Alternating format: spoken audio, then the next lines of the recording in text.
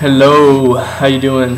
Hey, this is Joey here, and just want to share with all of you something that, as I was just reading this book, The Worship God is Seeking, currently at our church, Calvary Chapel Herborn, I'm kind of overseeing worship until the Lord directs us with a new worship leader. And so I've just been reading and seeking the Lord on many things, and I want to read this to you. I thought you would be challenged by it. It says, "Take note, however, worship does have a price. I am not talking of sacrifice in the usual mystical sense. I trust that the previous pages have made it clear that there is nothing to be done beyond the work of Christ in regards to our worship. I am speaking of the literal implications of stepping toward a passionate and tangible expression. You may remember the story of Mary in Mark chapter 14. In the week before his crucifixion, Jesus was enjoying a meal with some close friends when a woman approached him. She was not a stranger to the group. In fact, most scholars are in agreement that this was Mary of Bethany. Mary of Bethany was a sister of Martha and Lazarus. She so loved Jesus that in the middle of the meal she could not contain her devotion any longer. The normally quiet Mary shattered the top of an expensive jar of perfume, most likely imported from India and representing a year's wages to be used as a dowry one day.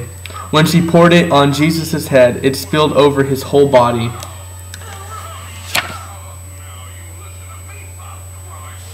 Listen to this. I think this is pretty challenging. The true meaning of what happened here will never be grasped until it is realized that when Mary was pouring out her perfume, she was also pouring out her heart, filled with genuine religious love, gratitude, and devotion. The vessel in which the perfume was stored generally had a rather long and narrow neck.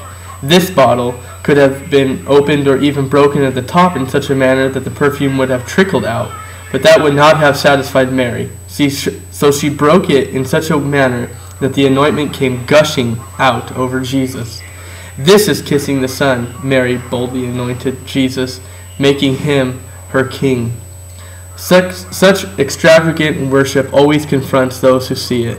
To the disciples, Mary's use of the perfume seemed to be such a waste. At the very last, it could have been sold, and the proceeds given to feed the poor. To them, this would have been a more appropriate use of something so costly, rather than spilling it in an impulsive act of emotion. Not only did the friends of Jesus judge Mary's worship, but they also judged her character.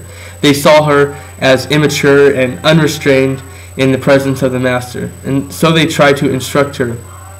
"Why are you bothering her? She has done a beautiful thing to me." Mary's out-in-the-open worship was not easy for the disciples to understand. It is not easy for us today. Tangible expression of worship will cost and stretch our sensibilities. It will impact our finances, is one point. Mary literally wasted a year's wages in expressing her worship. To express worship in a tangible way as a community, especially if music and the arts are valued, will take resources.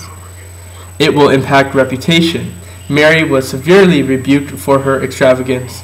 Not everyone will understand this kind of adoration. It will demand time to pastor a community through the challenges and misunderstandings that this can create. It will take time to really think through the theological and practical issues of worship, but a commitment to worship will reap great reward.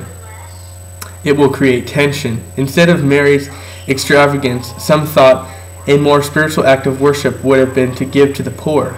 Jesus, however, does not pit one act against the other. The acts of adoration and mercy will demand our all. There really is no balance here, just tension. Mary's devotion and the resulting fragrance that filled the house will forever accompany the proclamation of the gospel. The good news comes at an incredible cost. As a result, the gospel cannot be proclaimed without extravagant worship accompanying it. And I just want to challenge you and encourage you as you think about these things. As we worship our God, are we giving him our all? Are we pouring out something that is so precious to us? Or are we holding back? And I'm just radically challenged by this, to give 1 year's wages worth. And yet, this is what she did. This is the thing that she was going to be giving to her husband one day.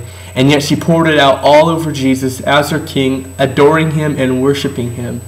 And so to you and to me, You know, are we giving him our all? Are we worshiping him? Are we willing to just say, you know what? It's about you. It's not about me. I don't care who's here. I don't care what's going on. Jesus, I worship you. And so think about these things, and I pray that you're blessed with it. All right. Cheers.